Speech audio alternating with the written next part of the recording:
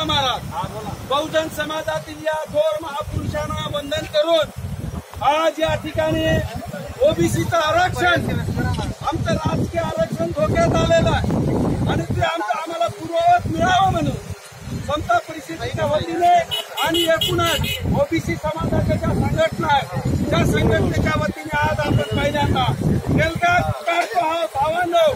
म्हणून आमचं ते त्यातलं आरक्षण आमचं स्थानिक स्वराज्य संस्थेचं आरक्षण ते आरक्षण आहे म्हणून आमच्यासारखे गोरगरीब वाडी वस्ती तांड्यावरचे मुलं एक राजकीय प्रक्रियेमध्ये जातात. हीच पोटसूळ या लोकांच्या पोटात दुखत आहे.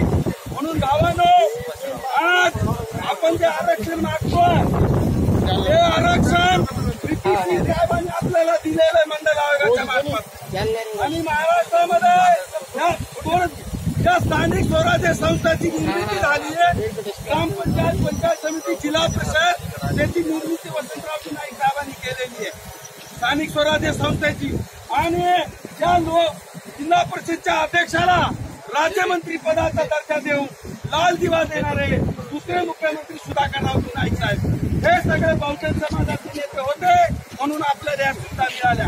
म्हणून आमचं आरक्षण पूर्ववत मिळालं पाहिजे. नोकरीतलं आरक्षण ओबीसी विजयंती व्यक्तीला मिळालं पाहिजे ही मागणी घेऊन आदरणीय सुभाष राऊत यांच्या नेतृत्वाखाली समता परिषदेच्या वतीने राष्ट्रीय वंदना परिषद सेवालाल सेना आणि एकूणच बहुजन समाजाच्या सगळ्या संघटनेच्या वतीने आम्ही ठिकाणी उतरलेलो आहोत. शासनाने या आंदोलनाची गंभीर दखल घ्यावी आणि ओबीसीला आरक्षण पुरवत ठेवावं हे नंबर थांबतो. जय हिंद जय शिवराय.